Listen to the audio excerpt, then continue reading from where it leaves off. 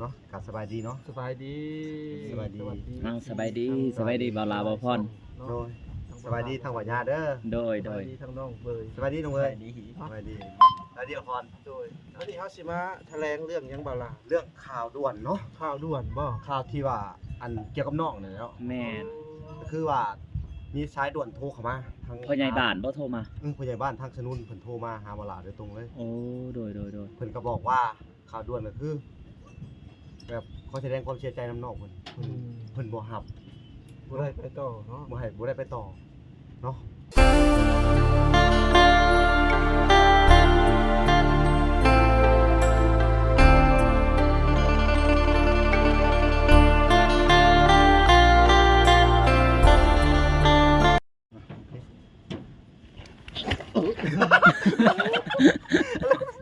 จะบ่จับหัว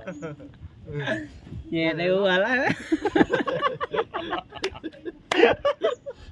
ไปกินอันนี้เนาะ เฮาก็เรียกว่าเพิ่นผลาดได้ มันตึกไปเลยอยู่แล้ว เว้ย โอเคเอาเนาะกับสบายดีเนาะ สบายดี สบายดี สบ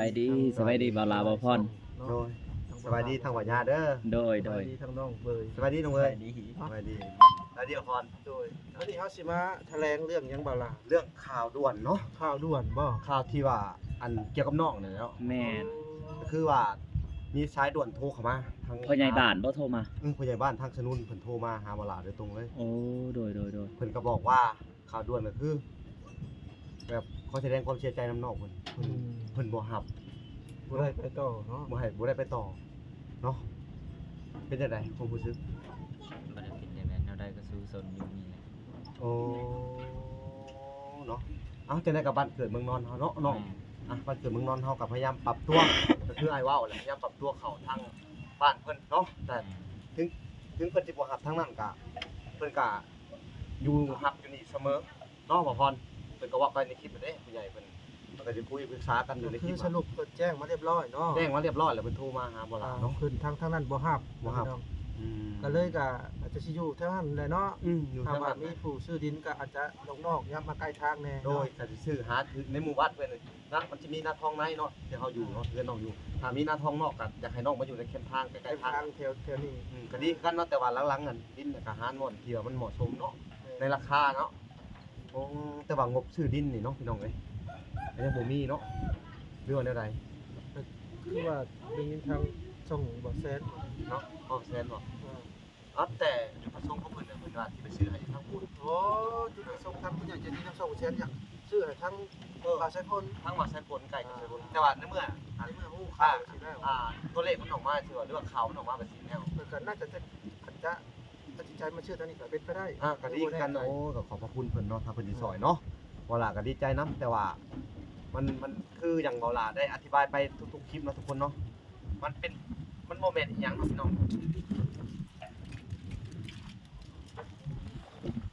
ตั้งไว้เนาะเดี๋ยวให้ได้ตัดเนาะเอาประมาณ10นาทีเนาะตั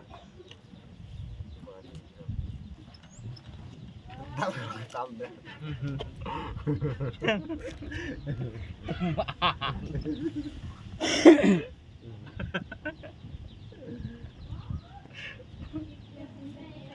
ระดับรุ่นได้ เนาะก็คือว่าในเมื่อเพิ่นทางนั้นบ่ฮับเป็นบ่พอแต่ทางน้องกับจังได๋ก็เป็นบ้านน้องคือเก่าเนาะบ่ต้องเสียใจดอกในใจอยากไปบ่เลยเลย ไปก็ได้บ่ไปก็ได้ อ๋ออยู่ไสก็ได้เนาะ แม่น อ๋อเนาะพี่น้องเนาะก็ถือว่าน้องเพิ่นอยู่ไสก็ได้บ่ไปก็ได้เนาะเพราะว่าอยู่บ้านเฮาก็เคยอยู่เนาะมีแต่ว่าพยายามปรับตัวเข้าทางกันบ้านเพิ่นเนาะก็คือคือที่อ้ายแนะนำเด้อแนะนำเจ้าก็ถ้าเกิดว่าเฮาอยู่ในสังคมหมู่บ้านเนาะเป็นเวียกเป็นงานอย่างที่ว่าเนาะเฮาก็ต้องไปสวนเรียกเพิ่นเนาะเป็นบ่เลยก็คือว่าเรื่องดินก็เพิ่นว่าอยู่ในหันก็ได้ครับพ่อในบ่อนญาติอันพี่น้องว่าหลานนะดินก็ได้ ตามที่ความคิดส่วนตัวพ่อพรเองมัน จากนอกโพด มันจากนอกแล้วมันเข้าไปยากเนาะแล้วก็นอกอยู่ห่างไกลอยู่คนเนาะ ออกมาทางนี้นะ แล้วก็ห่างไกลแบบเพื่อนคนอยู่นี่เนาะอันนี้คือดินบนเพิ่นอยู่ตะกี้ก็อยู่ในทุ่งไร่ทุ่งนาเนาะ เป็นทุ่งไร่ทุ่งนา แล้วก็อยากจับเข้ามาอยู่ในน้ำชาวบ้านเพิ่นบ่ บ่อนที่แต่ว่าทั้งออกมานี่ก็เป็นเขตทางบ้านเพิ่นนั่นบ่ เออ บ่ทางออกมายัน โดยแม่นๆเนาะ ที่ลาอยู่ด้วย เลือดที่ร้ายอยู่แต่ก็มีอยู่เขาถามเพิ่นแต่มีอยู่มีคนอยากขายอยู่เขาถามเพิ่นอยู่ แต่ดินนาทางนี่มันก็ยังแพงนี่ เพราะแต่ว่าเขาก็สิบ่ซื้อ ถ้า ทาง ไป เด้ ทางเข้าไปแล้วก็ ค่ายมีทางเข้าไปแล้วก็ซื้อ หลังบ้านเขาอะนะเขาบ่เอาดินหน้าบ้านได้ โดย แพงไป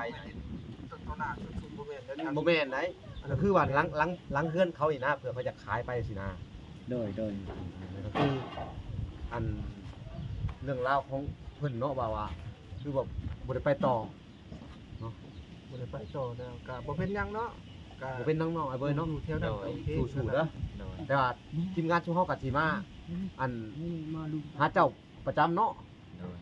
มาประจำนั่นล่ะ มาประจำเนาะ นี่มาลุงจากที่ จะเป็นแหลบัดนี้ หลังจากที่บ่ได้ไปต่อแล้วก็ทางชุมเฮาก็สิพากันเฮ็ด ตูบ โตบหรือว่ากระทำหน่อย กระท่อมน้อยเราถามความช่วยเหลือเนาะถ้ามีทางใดอันช่องใดครับได้การช่วยเหลือกันดีใจนำเนาะใครอยากช่องน้อยอยากช่วยน้องเพิ่นนะเนาะน้องบ่พรเนาะแต่ว่าตอนนี้เฮาก็สิได้อันแบบว่าอันดับแรกก็สิได้วางแผนว่าสิเฮ็ดบนใดกระท่อมหยังหั่นเนาะ แม่น บ่สัญญาบ่พร อันคือเฮาอันถามน้องแล้วมื้อเช้านี่เนาะทุกคนคือทั้งน้องว่าจะอยู่หมม่วงก่อนเนาะ โดย เพราะว่าหมม่วงนี่มันจะเย็นแล้วก็ ปลอดภัย สุบซื่นดีหั้นนะเว้าง่ายๆเพราะว่ามันจะเย็นเฮาใส่ไผบัตรก็จะเย็นคันเฮาเฮ็ดกลางแดดนี่ไผบัตรเฮาไปถึกแดดกับน้องอยู่โอ้อยู่บ่ได้เลยบ่พรเลย ก็ได้ก็ยินดีเนาะ โดย ห่มม่วง แต่ว่าช่วงนี้ก็มีพายุฤดูร้อนเนาะก็ระวังแน่เนาะยันแบบเวลาพายุร้อนน้อยไปเพิ่นได้ทั้งเต้น ถ้าฮ้อนจำพลเพิ่นก็น่าจะมีสถานที่แห่งใหม่อยู่แล้ว เนาะโอ้สาธุแล้วตอนนี้เนาะว่างบประมาณกันยังบ่มีไผเสนอมาอยากเฮ็ดเฮือนแต่ว่ามีแต่แม่เพชรแต่ว่าเพิ่นก็จุดประสงค์ของเพิ่นก็มีแต่อยากให้ไปพุ่นอย่างเดียวเนาะแต่ว่าในเมื่อสถานการณ์มันเปลี่ยนแปลงขึ้นอาจสิเปลี่ยนใจก็ได้เนาะโอ้ย ครับผมสื่อให้กับสาธุเนาะบ่ล่ะเนาะ แม่นเนาะครับโอ้ยก็เคสนี้ก็สาธุเด้อใครที่อยากให้ช่วยเพิ่มเติมเนาะลำบากอะไรเนาะแบบคือ ก็ทั้งมาพรก็มีงบเข้ามาอยู่ทางบาลาเอ้ย นะ ก็สิได้งบทั้งเพิ่นอยู่ทางไทยพุ่นแหละ นะ เดี๋ยวมาพรจะรวบรวมอ่านรายชื่ออีกครั้งเนาะก็คือเห็นเข้ามาประมาณ 4-5,000 แล้วก็ 1,000 กว่าบาท แล้วก็บาทก็มีเนาะ 2,000อย่างประมาณนี้ โดย อันนี้ก็ต้องพังมืออีกครั้งนะพี่น้องถ้าว่า โดย บางทีทั้งว่าแสนเพิ่นซื้อแล้วบางทีมาพรก็อาจจะซื้อในใหม่ไป โดยเฮากับเป็นซื้อเป็นประเภทไม้ต่ออย่างเนาะ อ่า สังกะสอกสังกะสีเนาะ แม่ ก็คือว่าจะช่วยเหลือน้อง ตอ เพิ่ น น นี้ ให้ ก็มีงบเข้ามาอยู่ เนาะขอพรเนาะ ดี๋ยวจะแจ้งรายละเอียดไปอีกครั้ง โดยก็ถือว่าเคสนี้คืออยากช่วยเหลือน้องให้เขามาอยู่ในสังคมเนาะแต่ก่อนเล่ร่อนออกไปแมันบ่ไปหาแบบไปหากินข้าวคนน่ะนะพี่น้องกับพังน้องเว้ามันก็แบบอุกอังอะนะพี่น้องเนาะขึ้นเฮือนได้เขาก็หายหรือว่าเข้าเที่ยงได้เขาก็บ่ให้เข้านะแบบตีมันบ่ตีเลยแบบว่าล่าสุดก็ถึกเตะกันคอว่ะบางคนเจ็บบ่ล่าสุดเนาะเนาะน่าสงสาร โคก็ถือว่าโยก เตะกันคอล่าสุดสลบเลยได้แม่นบ่ถ้าสลบมันบ่ จัดเซไปนะ เป็นได้จังหวะอันเขาเตะไปหลักเขาของเขาเจ้าบ่หรือว่าจังได แม่น แล้วกินข้าวซุปของเขาเจ้า และชาวบ้านหายโอ้ทุกคนคืออันทั้งน้องอาเบ้ยเพิ่นก็ได้ไปลอยขึ้นเที่ยงของเขาเจ้าท่านเขาเจ้าเตะทุกคนเนาะเพิ่นก็บัดไป นี่แหละทุกคนคือ ชีวิตลูกกำพร้า ชีวิตลูกกำพร้าเนาะที่บ่มีพ่อบ่มีแม่เนาะเพิ่นเมื่อยกินหมักขอหมักเข่งหมากใหม่เพิ่นว่าเพิ่นกินเพิ่นว่าสู่บักสัญญาพัง กินยอดใหม่ที่อ่อนๆที่เฮากินได้พออิ่มและในมื้อหนึงเฮาคิดว่าหั้นนะน้องจะหิวกว่าหันแล้วก็เลยไปลักของชาวบ้านทุกคน เพิ่นจะบ่ได้ลักคายบ่ล่ะแต่เพิ่นลักพอได้กิน เนาะ แต่ว่าถูกเตะ แม่นแต่ว่ามื้อนั้นอันเหตุการณ์มันเกิดแบบใดน้องอธิบายอ้ายพังมึงทางสุวายสิได้อัน ลืมมันแล้ว ลืมหมดเลย แม่น สิ่งที่มันผ่านไปก็ให้มันผ่านไปซะเนาะน้องเนาะ ลืมเนาะ เพราะว่าบ่ เอาเริ่มใหม่ บ่อยากกลนคืน อืม บ่อยากกลนคืนเรื่องนี้ โดยเอ้า สิ่งที่ผ่านไป แล้ว คือ ก็ ผ่านไป เริ่มต้นชีวิตใหม่เนาะ แม่น สู่ไปวันนี้มีแต่ว่าเฮาสิให้เจ้าเข้ามาสู่สังคมคือเก่าเป็นคืออย่างที่เว้าไปทุกๆคลิปนะทุกคนเนาะก็คือทางในบ้านนั่นบ้านนาทองเพิ่นก็ว่าสามารถเข้ามาอยู่ได้เลยนะขอแต่ทีมงานซุเฮามีงบประมาณซื้อดินบ่หยังล่ะบ่พรแล้วก็มีที่อยู่อาศัยให้น้องเพิ่นเฮ็ดดีใจนํเพิ่นว่าขณะกับชาวบ้านกับแต่คนก็จนเนาะบ่ฮู้ว่าไผสิช่วยไผแม่นบ่ทั้งเพิ่นก็แม่นอยู่อยากช่วย แต่ว่ามันก็บ่พอสิช่วยกันได้เนาะ แม่น คนทุกข์คนจนมันก็หลายพี่น้องเอ้ย อันนี้คือบ่าวสัญญาอยากสรุปย่อๆเนาะบ่าวพรบ่าวลาอันคือเคสนี่หรือว่าคลิปนี่ทุกคนเฮาอยากมาบอก FC หรือว่าพี่ๆน้องๆจากฝั่งไทยและอเมริกาเนาะหรือว่าต่างประเทศหลายๆ ประเทศที่ครับ ตาย อยากให้แนะนำหรือว่าอยากให้ฮู้ว่าทั้งน้องอาเบยเพิ่นจะบ่ได้ไปอยู่สนุนไส้อีกอย่างกับมันเป็นคนละเมืองแล้วก็คนละบ้านทุกคน แม่น คือทั้งนี้นี่ขึ้นกับเมืองส้นและทั้งนั้นขึ้นกับเมืองพะลาดและทั้งในบ้านในกาสิถามลูกบ้าน เพราะว่าเพิ่นเว้าแล้วมื้อเช้านี่เพิ่นเว้าว่าเฮาต้องถามลูกบ้านก่อนเพราะว่าเฮาเป็นในบ้านเฮาสิตัดสินใจว่าเฮาสิเอาน้องนี่มาอยู่นํกับมันสิบ่ถึกเพิ่นว่า เฮาต้องถามลูกบ้านก่อน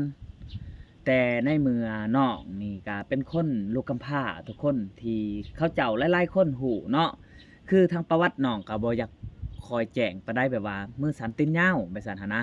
เพราะว่าเป็นหยังจังว่าน้องเฮ็ดไปซั่นย้อนความหิวกระหายก็ว่าแม่นเนาะก็เลยเพิ่นบ่ได้รับบัดนี้เฮาก็เลยอยากบอก FC แจ้งๆแบบนี้เนาะบ่พร แม่ครับพี่น้องเอ้ย เพราะว่าอันเพิ่นรับบ่ได้ทุกคนเลยอีกอย่างก็คนเมืองส้นก็ทั้งผุนก็สิว่าเลยว่าเอ้าคนทางเมืองส้นคือบ่รับเอาไว้คือสิมาโยนไปทางเมืองพระรามไส้เนาะนี่แหละทาง FC ก็เม่นมาหลายๆว่าเรื่องน้อยๆสิกลายเป็นเรื่องใหญ่เพิ่นว่าทางที่ดีคันว่าอยากซอยน้องก็สาธุก็อยากให้ซื้อดินแถวนั้นเพิ่นว่า FC ว่าให้มันง่ายไปเลยซะเพิ่นว่าหรือว่าอยากเฮ็ดเฮือนให้น้องก็เฮ็ดแถวนั้นก็ได้หรือว่าหาซื้อแถวบริเวณแคมทางแบบว่าอันดินภายเมืองส้นซะว่าจังซั่นนะ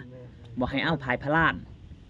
เพราะว่าพายพะลานนี่มันจะยากเลยนะบ่ล่ะ โดยแต่ว่าบัดสุดท้ายก็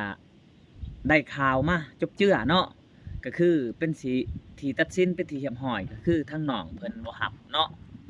แม่นบ่ล่ะ ทั้งในบ้านบ่รับน้องเพิ่น แม่น เนาะ ทั้งในบ้านบ่ฮับเบาสัญญาว่าผิดทุกคน เป็นจังได๋บัดนี้น้อง โดย เพิ่นบ่ฮับก็อยู่ทั้งนี้คือเก่าเนาะ โดย เพราะว่าทั้งบ้านน้องนี่ก็เขาก็เว้าอยู่เขาเจ้าเว้าอยู่ทั้งผู้ใหญ่ก็ว่าคันเขาบ่ฮับแล้วก็อยู่นี้ แท้จริงแล้วอันทางในบ้านอันของน้องนี่ก็บ่ได้อยากให้ไปดอกบ่พรแต่ทาง FC เรียกร้องมาเนาะ โดย อยากให้ไปอยู่ไกลลุงโจ้ยเนาะ แม่น แต่ว่าทางบ้านเพิ่นบ่ฮับแล้วก็เฮาก็เลยสิเอาน้องอยู่บ่อนเก่าทุกคนหรือว่าหาปลุกตูบกระท่อมน้อยๆมื้อนี้อาจจะได้ลงมือเฮ็ดแม่นบ่บ่พร คิดว่าคันบ่คำเนาะ ตอนนี้ก็เป็นเวลาบ่ายสองนะ บ่ายช่องเลยทุกคนเอ้ย อ่า แม่น เพราะว่าเฮาสิได้เดินทางไป เพราะว่ามื้อนี้หันพาน้องมากินก๋วยเตี๋ยวเนาะหรือว่ามากินเพอเพราะว่า สมวันเลยเด้มา 3 วันแล้วทุกคน แม่บ่ว่างาน แม่น ที่เขา4เอาไว้ 3 วันพาน้องมานี่3 วัน ที่สองกินลาบวัน โดน ที่สามกับก๋วยเตี๋ยวคือเก่า ก๋วยเตี๋ยวคือเก่า วันเนาะ สามวัน ไปได้แซ่บบ่น้อง แซ่บ อ่า อัน คือเฮาจะทำออกจากใจของน้องเนาะไปน้ำเบาลาบ่พรแล้วก็เบาสัญญานี่ดีใจบ่ ดีใจ ดีใจ เพิ่นก็คิดว่าซ้ำอ้ายคนๆหนึงแหละ แม่นบ่บ่พร แม่พิ่นก็ เพราะว่า อ่า เพราะว่าตะกี้นี่บ่ได้เคยมีไผไปนำสิตัดผมก็ให้หมู่ตัดหมู่ยังบ่ตัดแล้ว ตัดเองบ่ ตัดเอง เพราะว่าเพิ่นว่าหมู่หมู่มินคิวเนาะ รังเกียจเฮานี่ รั เนาะ งเกียจ เพราะตะกี้มือดำมือหยังเลยเนาะบัดนี้ทำความสะอาดเด้อ ก็เริ่มสว่างขึ้นนะครับเริ่ม เริ่มสว่างขึ้นมาเนาะ คือเฮามาสุดที่หนึ่งแม่นบ่บ่พร โดย กาทั้งห่านของเขาเจ้าเขาก็ว่าอันนี้บ่น้องที่อยู่ในต้นไม้บ่าวสัญญาว่าโดยแม่นแล้วว่ะคือมามื้อนี้คนในห่านถามว่าใช่คนนั้นเด้ว่ะ จะบ่จือ บ่จือเลย เปลี่ยนไปคนละคนเนาะ คนละคนอ้าวว่ะคนนี้บ่ว่ะเอ้ามันคือต่างกันแท้ผัดว่า เอาปลี่ยน เพราะว่าจากที่ความบ่มีเนาะคือทั้งน้องนี่เบิ่งกันหน้าตาดีได้บ่พอดเพราะว่าคันเพิ่นทำความสะอาดหรือว่าอันมีผู้อบรมสั่งสอนแม่นบ่ อ่า ก็สิดีกว่านี้เนาะ ดีขึ้น โอ้ทุกคนเลย แม่นเนาะเพราะว่า อันเกณฑ์อายุน้องก็ยังเป็นเด็กน้อยอยู่อายุ13 14เนาะยังวัยกำลังแบบอันช่างสอนได้อยู่ คือน้องบอกทั้งคลิปเบาสัญญามื้อเช้านี่น้องว่าน้องสิบ่ได้ออกมาพี่แล้วคันบ่มีผู้ใหญ่ที่อันพี่น้องของเบาลาแม่นบ่ที่เอาออกมาจากดงหั่นเพิ่นหันทางให้ได้ประมาณ50คูณ50เพิ่นว่าเพิ่นสิจูดให้และก็ไปขอมันต้นของชาวบ้านหาไปปลูก โอ้ ปลูกและทีเรือแล้วก็สิไปปลูกมักแต้งพร้อม โดย และน้องสินอนอยู่ไห้เลย เพราะว่าพ่อได้กินหมักใหม่หมักตอกไปหันนะ อ๋อก็มาแลมันแล้วทางเดินโอ้มากกันน้องคนอยู่น้องเฮาพอแล้วพอได้เฮือนได้ชาติเฮาจังเป็น บ่ทีแรกหันต้นทีเบาลายังบ่ทันได้มาถ่าย ตอน หั้น ที่ นะ เฮาบ่ทันได้มาเนาะ แม่นน้องคิดว่าจังซั่น คิดไว้นี่ เพิ่นคิดไว้ในใจของเพิ่น มันแสดงว่าปุ๊กอันน่ะทางได้หลายเติบแล้วนี่ 50คูณ50ประมาณนี้เพิ่นว่า เกือบครึ่งเฮกตาร์เลยเด้ แม่นและเพิ่นหันหิ้วเข่าแล้วก็เลย20บาทคนหนึ่งทุกคนไปพอแล้วก็ขอกินข้าวนำเขาเจ้าว่าแล้วเขาเจ้าหันเนี่ยเพิ่นยังบ่ทันได้มาส่งแม่นบ่น้องและเพิ่นก็เลยว่าคันเจ้าหิ้วเข่าวแหละไปออกไปน้ำข่อย ก็เลยว่าพามาหาเพื่อนประตูโจ้ยแม่นบ่ แม่นนะ แม่นบ่ ไทยิดนี่ สายพ้นกะต้มไข่ไก่ให้กิน อ๋อครั้งแรกเลยเนาะ โดย แล่อันเราไปพ่อเจ้าเราจะได้มีคนตามหาเจ้า เพราะว่าทั้งเบาพอดและก็เบาลาก็ได้ยินข่าวแว่วๆว่าอันมีลูกคำพร้าเนาะตอนนั้นเนาะ ได้ยินตั้งแต่มาหาอันน่ะ ลุงจ้อยตำบิด โดย มาซื้อไม้เด้ แม่นและได้ข่าวแบบว่าไปถามสืบสานชาวบ้านเพิ่นว่าเขาอ่อนแป้งได้เขาก็ตีเล่าแต่ละคนเนาะเล่าบ่มีพ่อมีแม่บ่ล่ะก็เลยสงสารแหละอยากให้เล่าหักอันกลับเข้ามาอยู่ในชุมชนคือเก่าในหมู่บ้านเนาะและหลังจากที่ว่าได้ยินข่าวนั้นกันน้ำตาไหลได้บ่สัญญา เพราะว่าแป้งได้เขากะตีเป็นลูกกับพ่ายคนเดียวยันเราตายแล้วเราตายเพราะหยังบางคนเนาะอันไปแบบว่าช่วงน่ะไปเหยียบห้อยผู้ร้ายคืออย่างคือลาวเนาะแบบว่าไก่เขาเสียบ่หรือว่าไอ้นั่นอันนี้เขาเสียเขามีแต่คนในหมู่บ้านน่ะมีแต่เน่งใส่เราผู้เดียวนะ ว่าไงว่าโจมตีเนาะ โจมตีเน่งใส่เราผู้เดียวสมมุติว่างัวเสียกันคนอื่นหลักก็ได้คนอื่นก็เขาก็มีอันทุกๆบ้านมันก็มีโจรเป็นคนหลายๆคนเป็นชีวิตแต่ผู้เดียวนะสมมุติ แม่ นะ น แล้วบ้านนี้ลาวผัดบ่ได้เอาเราไปทางไห้อยู่บ่สิพัดว่าอันงัวเสียผัดไปตู้ใส่ลาวไปทางไห้อยู่มันไปฆ่าถิ่นใช่บ่สิก็แล้วชีวิตน่ะแม่นบ่ แม่น คือ พอทั้งน้องเพิ่นนี่เพิ่นบ่ได้คิดญาติและได้เบาลาเพิ่นว่าใต้นี่ใช่กะใต้ เห็นบ่ที่ทำน้องนอนหันมีงูพอตัวจ้อยเราสู่ฟังว่ามีงู3โตว ทำที่น้องจะพาไปเบิ่งในไว้นี่เลย เนาะ เนาะพี่น้อง แม่น แล้วเขาสิพาไปเบิ่งถ้ำหมด มันลึกอยู่บ่น้องทำฮะ เพิ่นว่าเข้าไปวิดหัวเลยได้ โอ้ยื่นนี่ได เพิ่นยืนเพิ่นว่าวิดหัวเลย โดย แต่ว่าถ้ำบ่อนเฮากายมาบ่อนเย็นๆนั่นแหละเฮาผ่านดงตัวนั้นแม่นบ่ โอ้ดงหยังน่ะดงหยัง ดงอันนั้นเย็นจ่วยเลยมันมีอายน้ำ เออ แม่นทุกคน อันทำหันอยู่ในดงหะบ่น้อง แม่ โอ้ดงที่เฮาผ่านมาหัน แม่นนะ โอ้ก็ถือว่าใกล้เติบได้ทุกคน จากบ้านไปก็คือว่าและน้อง คน ย่า ละ ง ครึ่ง ไป ระหว่างบ้านลุงจุยกับบ่อนน้องอยู่นะ คนละครึ่งเลยเนาะ ระหว่าง4ลัก แม่น ระหว่าง4ลัก5ลัก โอ้เอาทุกคนบัดนี้เฮาก็บ่มีหยังหลายเนาะบ่พอเนาะก็มาสิแจ้งบอกข่าวเรื่องนี้แหละเนาะ กะ ที่บ่ได้ไป บ่ได้ย้ายแล้ว บ่ได้ง่ายแล้วเนาะ ก็คือว่าข้อมูลมันก็ออกมาชัดเจนเลยว่าชัด แม่ เจน นหลังจากนี้เฮาก็สิได้ไปหาตัดใหม่เฮ็ดกระท่อมให้น้องและบัดนี้เนาะ แม่น เอาทุกคนคลิปนี้ก็บ่มีหยังหลายเนาะบ่พอเนาะ โดย เฮาก็สิได้จบคลิปเพียงเท่านี้ก็ว่าแม่นเนาะ แม่น ฝากไปติดตามคลิปหน้าหรือว่าฝากไปติดตามที่บ่อนน้องนอน อันมีงูในถ้ำเนาะ แม่น ก็ไปเบิ่งนํกันเลยทุกคนคลิปนี้ขอกล่าวคำว่าสบายดีเอาสบายดีเบาล่ะสบายดี เนาะ โดย โอเค